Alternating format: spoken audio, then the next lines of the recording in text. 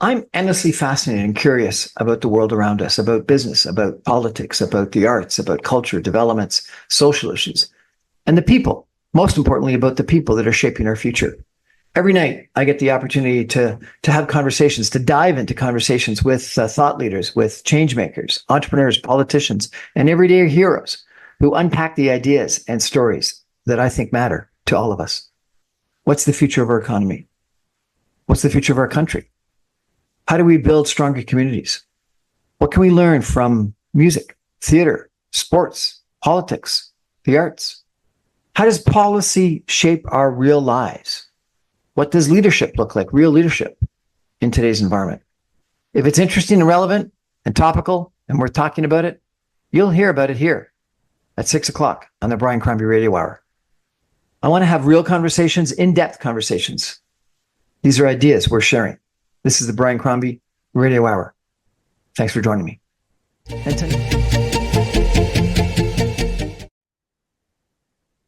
Good evening, everyone, and welcome to the Brian Crombie Radio Hour. I've got Anna Paluzzi with us tonight. She's a co-author or contributor to a really interesting book on networking called The Ripple Effect. And it's actually now an Amazon bestseller, I understand, and it's doing quite well because I think that we're all, interested in how to do networking better because people are frustrated that they hear this is something you got to do, but they don't know how to do it and they're uncomfortable with it.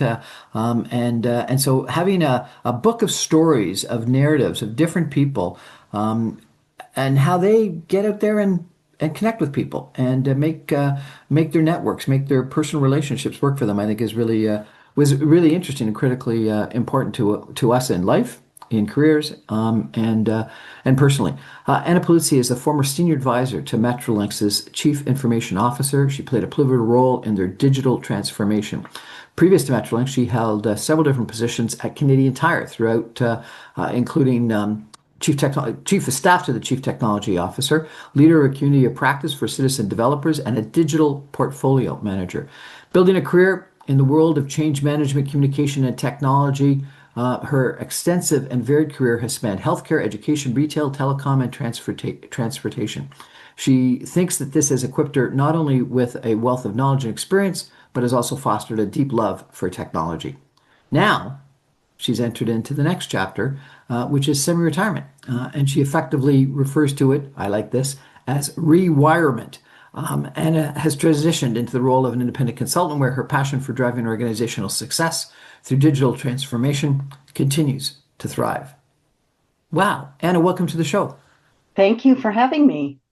So tell me, why did you write a chapter for a book about networking?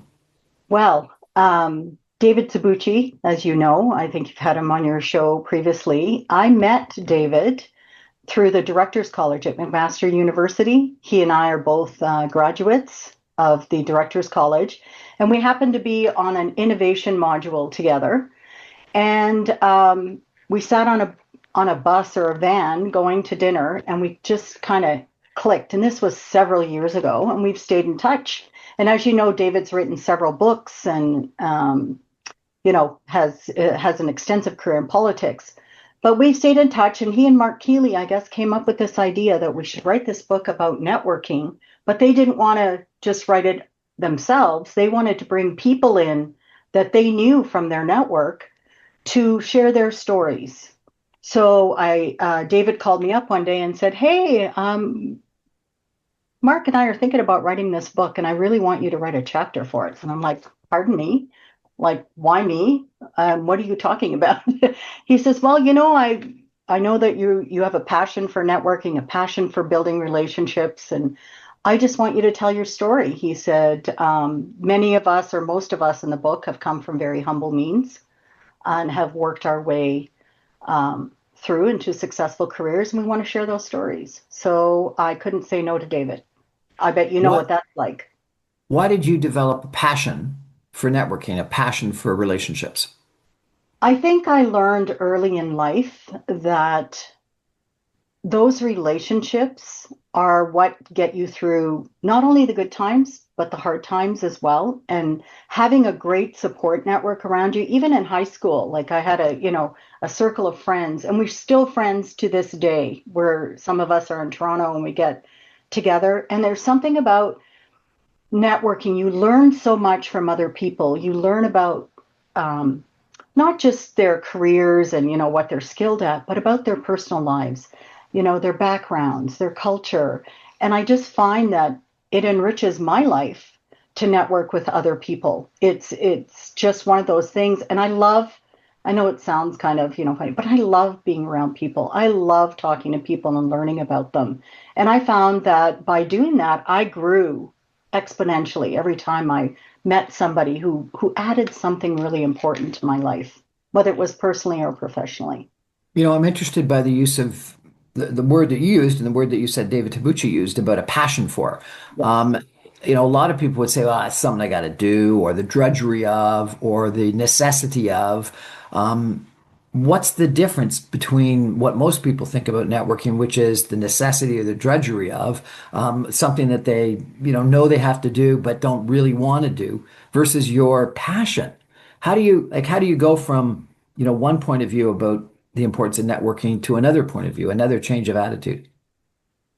I think a lot of it has to do with you, who you are and your background as well. There's one of the ripple effect. One of David Lindsay writes his chapters about introverts and networking. So I've always been an extrovert. So for me, it's more, I don't want to say easy, but it's something that comes more naturally. For a lot of people, it doesn't come naturally, and they really have to work at it.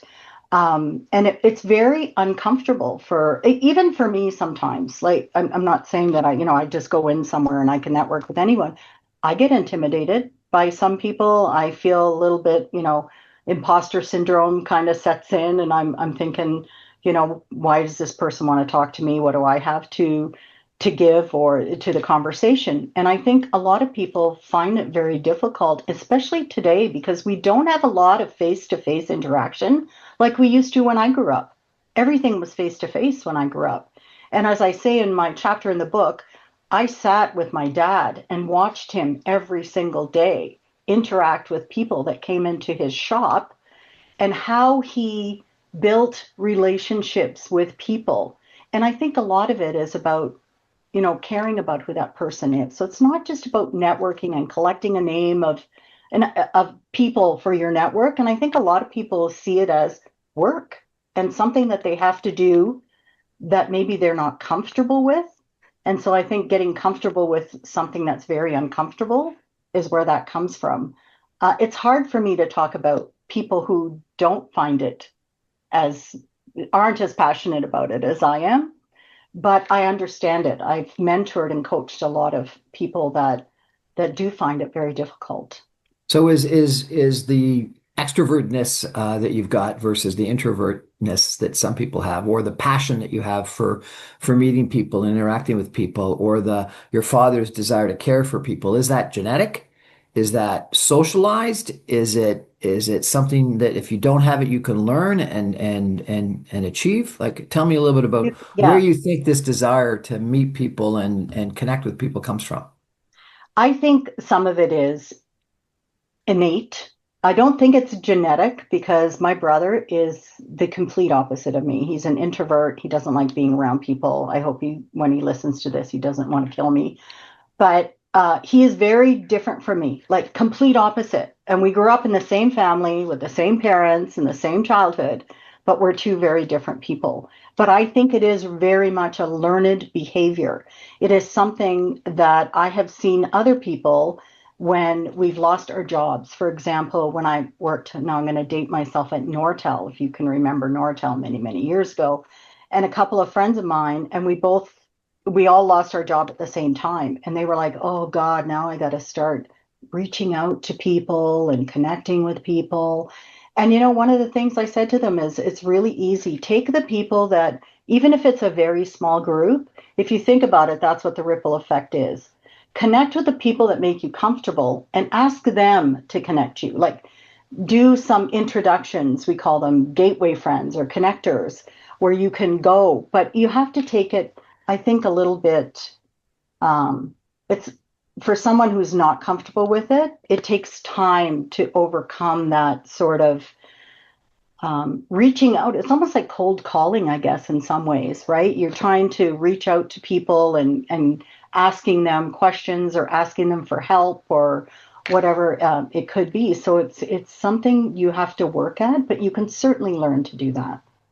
One of the reasons why I wanted to meet you was because I read the chapter, your chapter in the book, and you talk about your father, and you just mentioned a couple minutes ago that he cared for people. A lot of people think about networking as, how I'm going to meet people that I can use.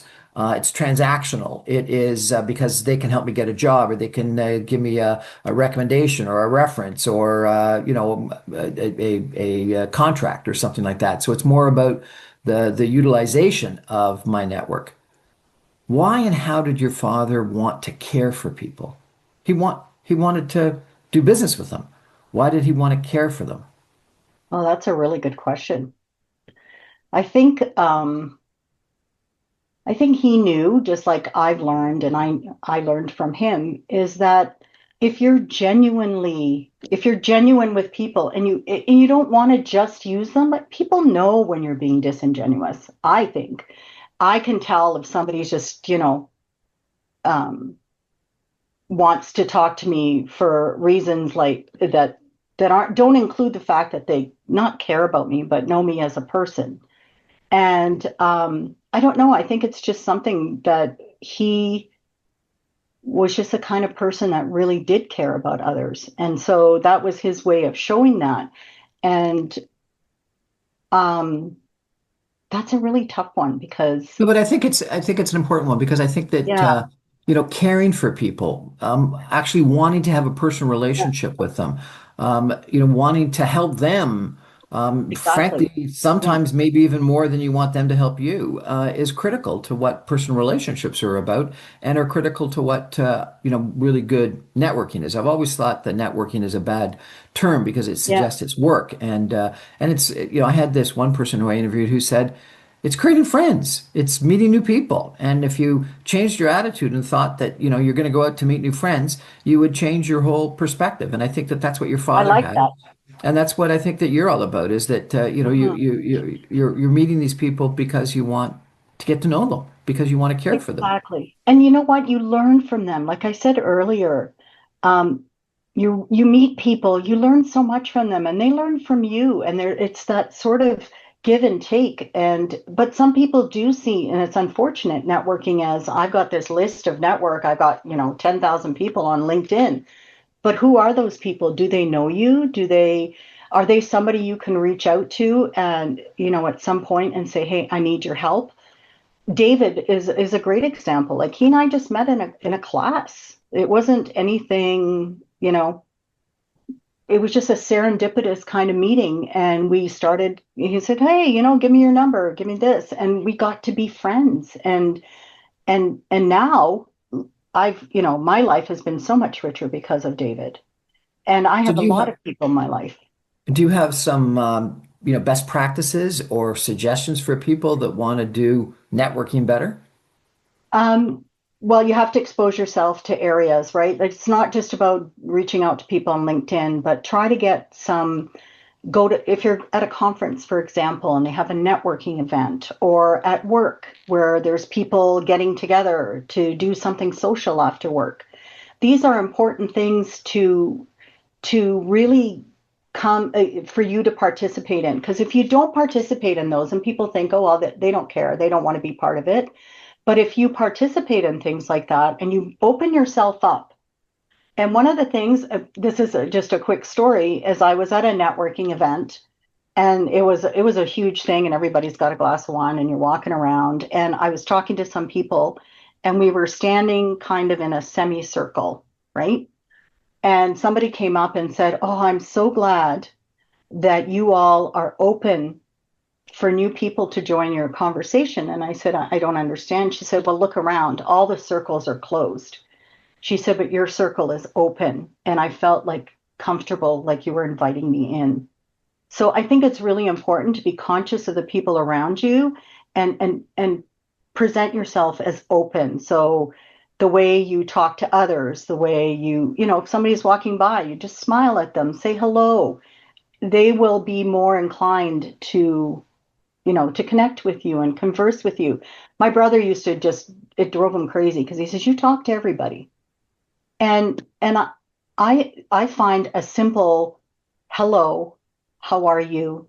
In line at Starbucks. I've met a person in line in Starbucks that became a friend. It's just about putting yourself out there. Sometimes you need to make the first move.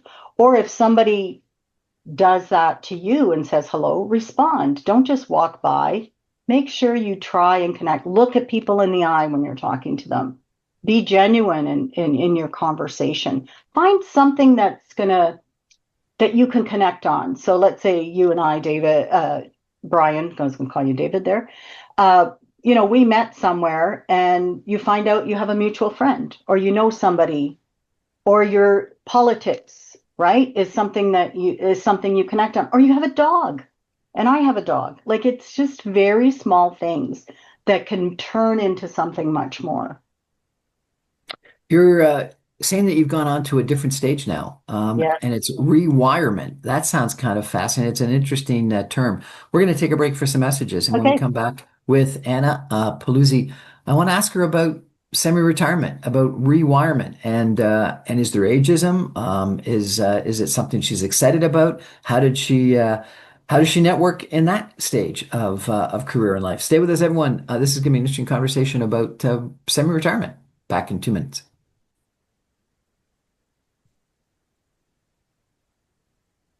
Welcome back, everyone, to the Brian Crombie Radio Hour. I've got Anna Paluzzi with us tonight. She's got an interesting background where she's worked for Metrolinx, for Canadian Tire, for Nortel, etc. Often in sort of, it's interesting. You talk about chief of staff roles. That must have been an interesting roles that you've had, where you're sort of traffic cop and coordinating all the activities for some senior executives. But now. You've said you've gone on to a different chapter, a chapter in semi-retirement that you call rewirement. Tell me about what rewirement is, and then also tell me, if you could, about what networking like is in a rewirement stage. I can't take credit for the rewirement. Somebody on LinkedIn posted one day that they were in their rewirement stage. And I thought that's so true because you have to rewire your brain after all those years of intense work and leadership and people depending on you for all this stuff and working crazy hours and not getting any sleep and traveling and doing all this. And then all of a sudden you're like, hmm, so now what do I do with myself?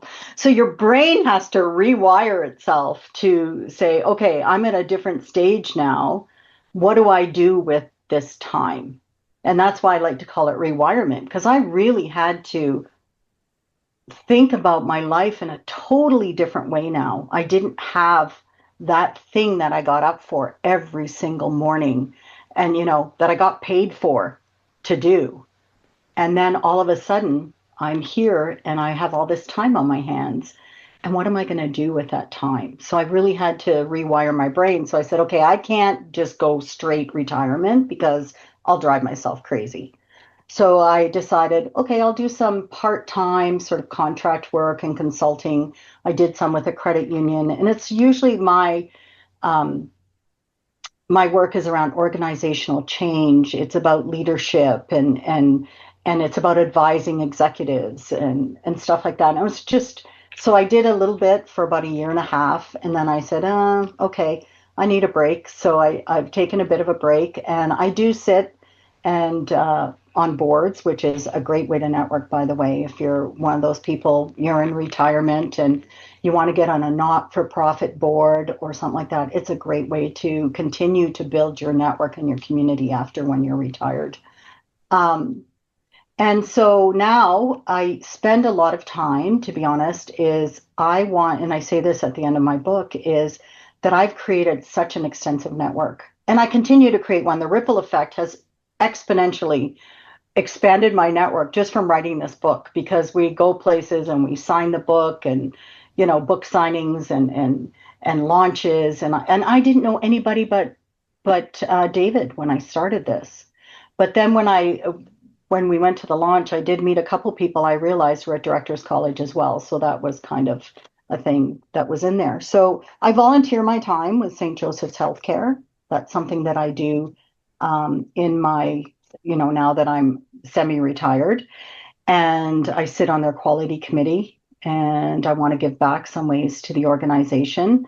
I'm getting involved with, and this just happened through the ripple effect and leading some of the people through an organization called Enactus, which is a network of post-secondary student leaders who are committed to building businesses that are catalysts for positive change and social responsibility. And apparently it's a worldwide, I'm just getting into it now. I'm going out to Vancouver to do a workshop at the University of British Columbia with a bunch of young university and college students. So for me, retirement is about, I still network through the volunteering, through the things that I do. And I think it's even more fulfilling now than before because I also use my network to mentor others. And I have a few younger people that call me up, if they're going for a job interview. Can you help me do a mock interview? My kids hate it when I do that, but I do it with them all the time. Can you connect me with someone? And I think you said something earlier that I should have caught on to is some people just think it's collecting people because you want a job. That's how what networking is. It's about, like I said, getting to know people. Somebody said to you, creating a circle of friends or a circle of influence, going to those people, and they can help you. So it's not about, hey, Brian, you're in my network. Can you hook me up with somebody so I can find a job? A lot of times it's just go have a coffee with somebody. Say, I'd like to pick your brain. I'd like you to share with me your experience. I don't know anybody that would say really no to that.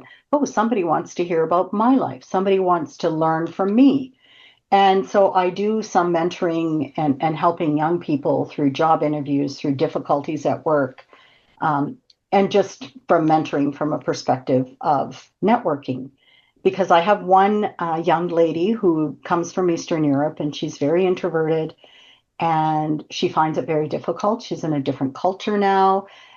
So a lot of times she'll call me up and say, I was at work today and people were talking, like they spent so much time just talking about their private lives. And when I was in Romania, you would never do that at work, right? So I'm trying to help her understand that that's part of the social aspect of work. Get into those conversations, talk about your baking, talk about your dogs, talk about gaming, whatever connects you to people. And because you never know along the road, even if you work in a data team somewhere down the road, you might have to talk to people in the, infrastructure team or whatever in IT or any other place. Everything is collaboration now. So don't stay in your bubble. Make sure you expand outside of your bubble. Some people have told me that they find it very difficult when they retire and or when they're out of work to network because maybe not the first question, but one of the next questions is, what do you do? And so much, regrettably, of our identity is built into what we do for a living. How do you deal with that? How do you answer that question if you were at a networking session and someone says, "Well, what do you do?" I I make sure that I get involved in different activities. So whether I mean, I was lucky that I'm writing a book, but I'll look online and see if there's certain groups that are getting together as something No, that. sorry, I apologize. Oh, How do you answer the question in a networking session of what do you do oh, when people want what people you would have said, well, I'm chief of staff to the blah blah blah at Metrolinx. That would have been an easy answer. Or I'm vice president of something or other. Or oh, I'm this is CEO of before. something. Yeah. What do you say when you're retired, or even more Oh, challenging I see. when you're out of work? Lots of people say. The time when it's almost most important to network when you're out of work, people have challenges networking because they say, I don't know what to say. How do I say, well, I'm currently unemployed? How do you deal with that? What do you say when someone comes up to you at a cocktail party or at a networking event and says, well, what do you do? What's your position? What's your job? And I say, well, I'm retired. I've done my bit. I say that a lot of times. I'll say, I've worked very hard in my life, and now is time for me to focus on different things. And a lot of it has to do with volunteering and getting to know others through different groups. So I just be don't know how genuine, to. be authentic.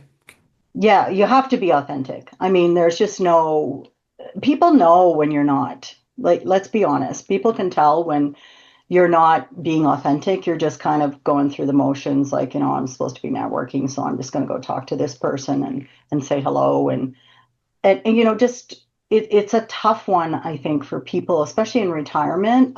Again, I have such a broad network. I still stay in touch with people that I worked with. So there's nothing wrong with that. Like, if, even though you're not working with those people anymore, you've built such great relationships. Stay in touch. Is Keep there ageism? If you go to a networking event or a cocktail party, do you find people not wanting to talk to you because you're the older person, the retired person in the room? I have never felt that. I have never felt that. In fact, I find that young people come up all the time.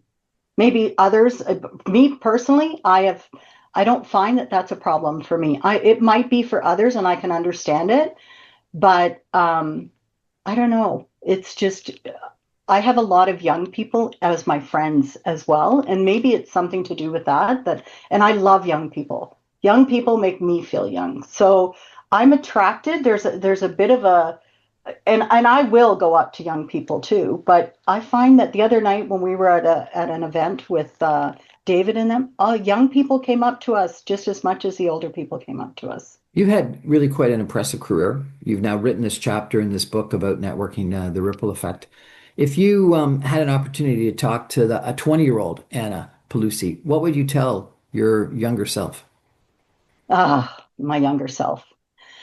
Don't be afraid. I think, I'll be honest, growing up in Sault Ste. Marie, it was very insular. Like, we were all, um, I was from an immigrant family, so we lived kind of on the wrong side of the tracks a little bit as well. But so I had this whole insecurity, right, about being as good as other people because, my parents immigrated and we weren't really wealthy. And so I think for a long time in my childhood or when I was growing up, I just didn't feel that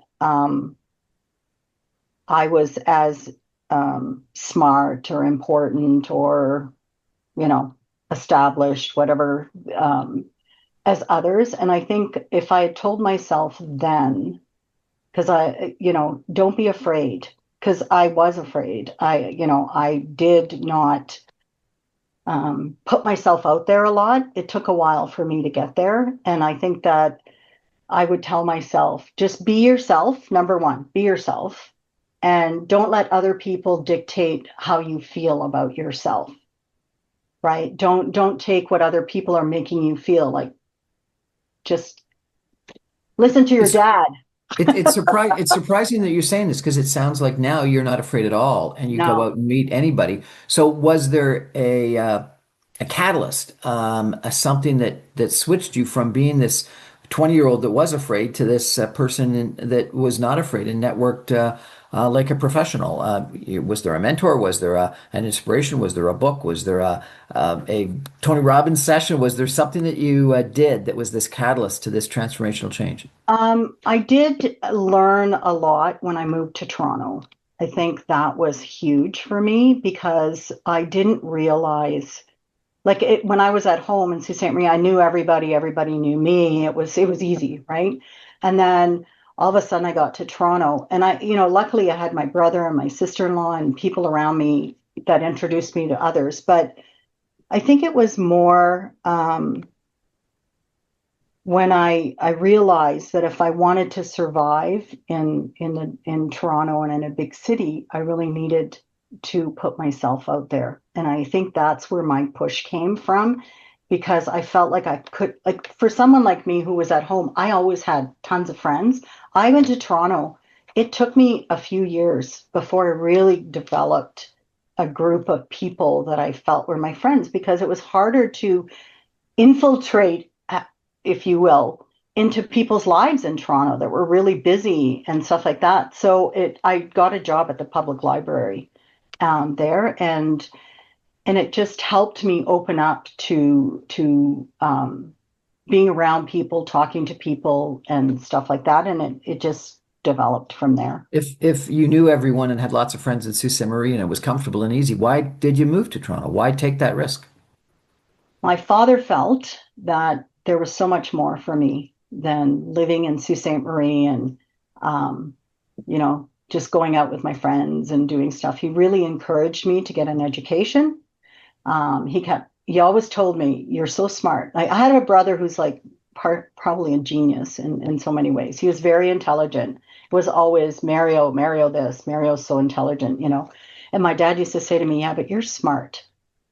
And I didn't get the marks, but I would go, "You're smart." And now what I realize he was saying too is it was about emotional intelligence, right? It was about that whole being around people and the ability to connect with people and do things like that that really came through. So my dad, you know, and I talk about him all the time. I miss him so dearly.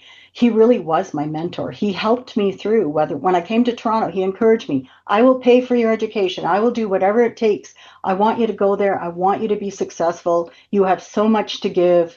Make sure you give." Like it was that positive reinforcement that just was always there for me. And I can't say enough about that. But there's also something about not taking the easy way out. It's not doing just what you're comfortable with, putting yourself into a situation where you're Exactly. going to be a little bit challenged. And I think challenge is important in life and in development. And so too many people always take the easy route out. And it seems like taking the tough route, going to Toronto, going to a place where you didn't have friends, and then making sure that you had to try to create a network here in a brand new city was a real catalyst.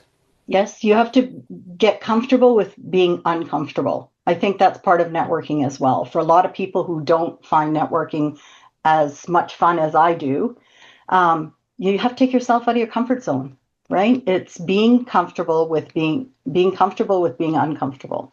And that's something. And I think when you go and you challenge yourself, that's where the growth really comes from. It's not from doing the same old thing. You don't really grow that much. But once you challenge yourself and you go out of your comfort zone and you know it's even small baby steps and you achieve something, it's like, wow, I can do this. And then you just keep going, right? And you keep moving. And that's where you really, really grow. Have you ever had a big failure? Um, Because I yes. think that sometimes I think that sometimes the biggest growth comes through a failure, comes through a problem. And this Yeah. the old adage about what doesn't kill you makes you stronger, or you learn from failures, you never learn from successes.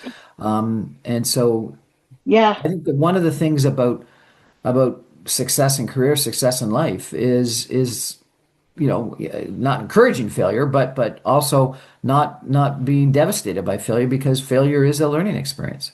Yeah. So I was always used to getting my way and succeeding a lot of times in what I did. And after I graduated from U of T, I really wanted to go to teachers college. And this was back in the late 80s. And at that time, we were saturated with teachers, and trying to get into teachers college was so difficult.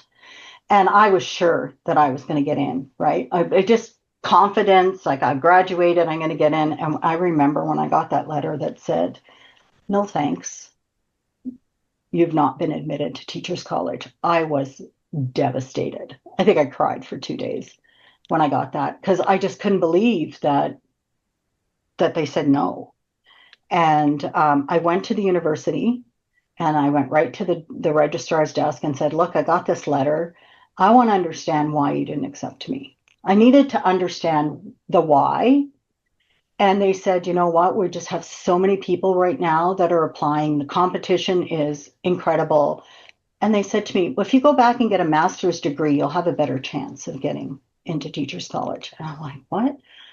But they explained it to me and said, don't take it personally. It's just that there's just so many people applying for teachers college and there's so few seats or, places that we can do it. And I just always, my whole life, I wanted to be a teacher. And so this was a big blow to me. Um, but I just said, okay, well, I'm going to find a job. Now I had no desire to go for a master's degree at that point in my life. And I just said, okay, that's fine. I'm just going to go and figure out something else. And that's when I started, looking for jobs in other areas and saw that there were opportunities where I could work. And I've done a lot of this where I work in certain places for like Metrolinx and Canadian Tire, but there were opportunities there for me to do some kind of teaching, whether it was mentorship, whether it was getting up in front of new employees and talking about the company, but there was ways to do that. I never really realized it at the time, but I just said, okay, well, this is not meant to be, so I need to find another way in my life. But it was, I still can feel in my throat how I felt when they said, no, we're not going to accept you into this program. So what did you learn from that? I learned that you know what, um, you don't always get what you want. And that was a big lesson for me because in Sault Ste. Marie, like I ran for students council and I was, you know, I succeeded. Whatever I did, I seemed to succeed. And this was the first time that somebody just said no to me. You're not, and I felt like I was not good enough. But then I had to realize it wasn't about me personally, but the environment that I was in and the timing. And at that time, I learned timing is so important. Look around, what's going on in the world, and how does that affect what you're going to do? And kind of opened my eyes to that it's not just about me, it's about my environment and what's going on around me, and that I have to get used um, to being part of that as opposed to thinking that that's going to become part of, that's just going to change for me. I need to change to adapt. That's a very powerful story. So let me share with you my story of failure. I graduated near the top of my class at the University of Western Ontario, and I always had this dream of going to Harvard Business School, and I applied for Harvard Mm, Business School, and I got in. And I thought, hey, I'm king, whatever, because I got into Harvard Business School, which is a dream of mine. The first marketing exam, I flunked. I was devastated. Here I was, this guy that I did well at, in Toronto, in London, Ontario, at Western. I went to the big US of A, and all of a sudden, was I admissions mistake? Was I one of these people that couldn't hack it? I could compete well in Toronto and London, but I couldn't compete in the big United States of America. I cried and I was devastated. And that day I decided that no, I was gonna graduate the top of my class at Harvard, and I wrote down George Baker Scholar, which is the big award that they give out at Harvard, and I put it on my wall. I looked at it every day, several times a day. I worked my butt off, and 2 years later, I accomplished my objective. And you know what? I'm convinced if I hadn't had that failure, I wouldn't have had the success. And I would have just sort of skated through because I was probably a little bit overconfident, and I needed that kick in the pants. I yeah, needed to be brought down, and that was really helpful for me. So I think that failures, if you learn from them, can be really yeah, healthy and really helpful. absolutely, absolutely. I've had a few, you know, incidents where or events where you've like, I've walked away like not getting a job, for example, thinking, wow, why didn't I get that job? That's another thing I think people are finding really hard right now. So much competition out there to get jobs. It's a tough one. We're going to take a break for some messages, and I want to come back in 2 minutes with Anna Paluzzi and chat a little bit about the challenge for young people today, because I think it's a big, huge challenge. Stay with us, everybody. Back in 2 minutes.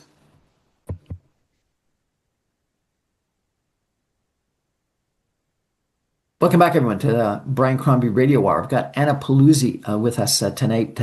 She is in her rewirement stage of life, semi-retired after really quite an impressive career, and she's a contributor, contributing author to a book called The Ripple Effect, which is about networking. And it's a really interesting book because it's not sort of the how-to typical story by one individual. It's a dozen or more stories, narratives by different contributing authors about their own experience with their own lives and their own networking. Anna, you mentioned that you ran for student council, and you mentioned that you knew everyone in Sault Ste. Marie and that it was easy in Sault Ste. Marie. I interviewed someone recently that said the biggest challenge that we've got right now with youth unemployment that is like 15, 17%, and in some sectors of society, 25%. So, youth unemployment is the highest it's been other than sort of two other time periods in recent history. That one of the challenges is people haven't got the experiences that you had because they went through 4 years of high school or 4 years of university. And with COVID, they weren't interacting. They didn't have an opportunity to run for students council, or if they did, it was on Zoom. They didn't have an opportunity to join a club. They didn't play football. They didn't interact at residences, and all the different things that you do when you're at university. They had stayed home and they took classes again, through the internet. How critically important was it for you to have those early experiences on Students' Council? And I don't know, but did you play sports? Did you join clubs? Did you socialize with people in high school and university? How critically important was that? And how do you think life would be different if you were robbed of 4 years of that opportunity? I really feel for the young people today that have gone through this because I just don't know what my life, I don't even want to think about what my life would be like if I didn't have those experiences because that's where I learned the most and where I grew the most was during those times. Um, Critically important, just to build your self-confidence. Like, how hard is it to just build your confidence on a Zoom call with people? Like, when you interact with people face to face at university or wherever, you have those common experiences. It's about sharing those experiences. And I feel like they've been robbed of that in so many ways. But now that COVID and all of that is, over, and people are now even talking about going back in the office 4 days a week or 5 days a week, as much as that hurts, I think young people and all people need that again.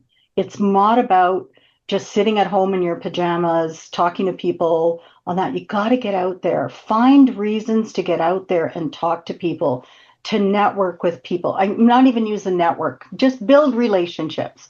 Go out and build relationships, whether it's at the gym, whether it's a meetup group. There's so many organizations out there now, too, that you can get involved with at school or outside of your school environment to go and have those experiences because I think those experiences are more important than anything. And like you So if said, you there's going to be if good and you bad. so if you were speaking to some people that were just graduating or just graduated from university, and that they were challenged with following in your footsteps. What would you tell them to do? How would you tell them to get those experiences now? They're 22 years old and they've had not the university experience that you and I had because they didn't interact as often. What would you tell them to do? I would tell them to get dressed and go out there and find ways um, to not, you can have the same experience, but connect with the people maybe that you were on Zoom with and say, hey, let's all get together and form a group and help each other.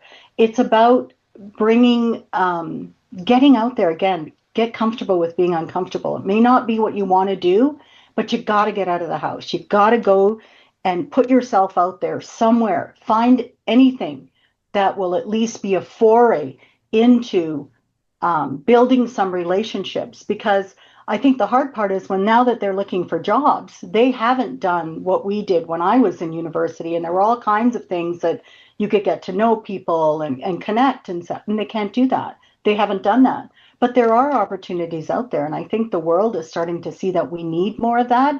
And more of those are coming. There's all kinds of, free conferences or sessions that you can be part of. And also find one or two people you trust that are in the workforce. I don't care if it's your parents. My kids use my network all the time. It's find a couple of people that that can connect you. And it's not about going and asking for a job. It's about getting to know people, getting to understand what did they do? How can you learn from them? And then those connections start connecting. Oh, well, you know what? Now that you mention that, I have a friend that's in that sort of business area that you want to get into. Why don't I connect you and you can have a coffee and they can tell you about it? And it's just one or two connections to get you going to build those up. I've found that involvement in charitable organizations, Yes, not-for-profit organizations, political parties absolutely. are great ways to actually get to meet people and get to meet older people, more senior people that can end up being mentors and recommenders, references, connections for potential jobs or Yep. just really good advice. And so I think that, you and I had that student council experience. Find the equivalent in the real world. Going out to events just over and over again isn't going to be as successful as actually getting involved in Right. something where there is Very good. Yeah. a common objective. And I think that's really helpful. The other thing that I have found is that too many people just go to these different events and see what happens. I think that premeditated a little bit is really helpful. You look at who's coming, you think about who the potential attendees are, and you strategize about who I want to meet. And you send them a message ahead of time saying, I see you're going to be at the same event I'm going to be at. I'd love to connect with you. Maybe we can grab a coffee or drink together and chat about blah, blah, blah, whatever it is. So thinking ahead of time Yeah. about who it is that's going to that event and you're going to meet. Any Like that. suggestions you have on how to sort of Yeah. help that process happen? Yeah, LinkedIn is a great place to do that, right? You can see where events are happening, and then if you look at the event schedule, and Anna Paluzzi is going to be speaking on this, then you go onto LinkedIn, you send them a message, hey, I'm coming to the event. I'm really interested in what you're going to, the topic that you're talking about. Is there any chance for us to connect? I find LinkedIn has just been one of the best social ways to connect with people, but it's not just about online, right? It's about getting connected with them, like you said, strategizing, and then also, talking to other people who have, like you said, and this might be a little harder. If you see somebody that that's going, sort of, sometimes it's comfortable to go in pairs or in a Have a group. wingman or a wingwoman. Yeah, like have a wingman and go. And it's easier to sort of open up to other people if you have somebody with you and you feel a little bit self-conscious about that. Find somebody who's, I have friends that were so different and we help each other in ways when we're in an uncomfortable situation. You can come and be my wing person for this, or, come with me to this because I'm not very comfortable.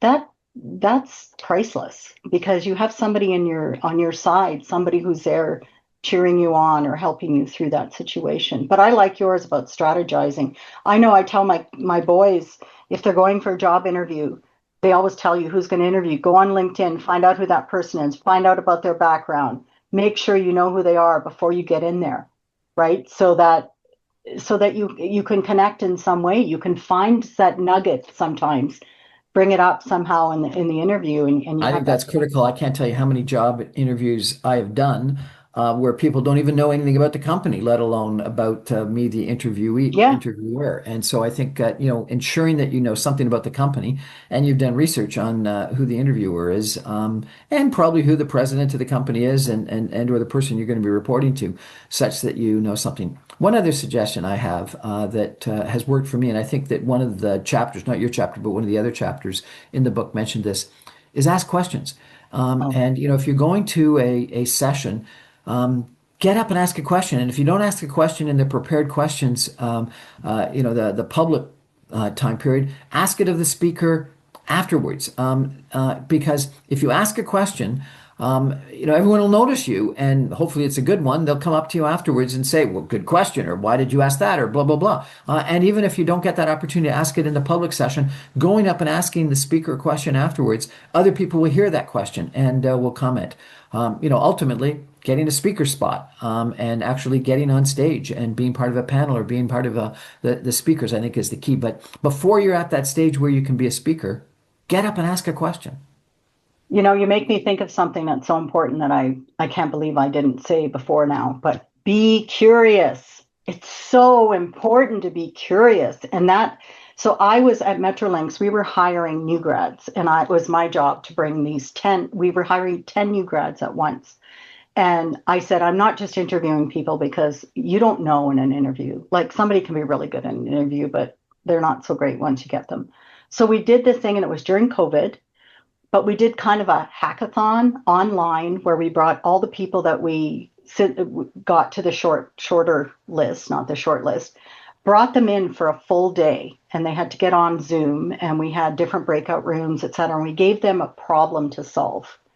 And we put people together who didn't know each other from Adam, right? So they were in a room, and there were five young people all competing for the job. That was the hard part. They're all competing for the same jobs, right? To get in.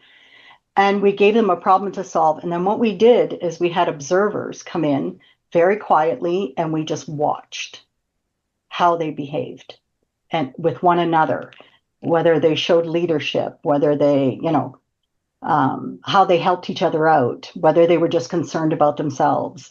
It was such a fascinating experiment, if have you. And then we brought them all together at the end of it, and they presented, and it was really a great way to go through. But we gave them the opportunity to ask questions. And this one young lady who I had given the highest score to because I just watched her in action. I thought, wow, that's the kind of person I want on my team. She was the one that asked the first question. And then she asked another question because everybody was really quiet and they really didn't want to say much, right? They get kind of nervous. And it was so funny because she was number one on my list. I still keep in touch with her. We hired her, and now a friend of mine hired her at her place of work. And we talked about it the other day and said, you remember Magda?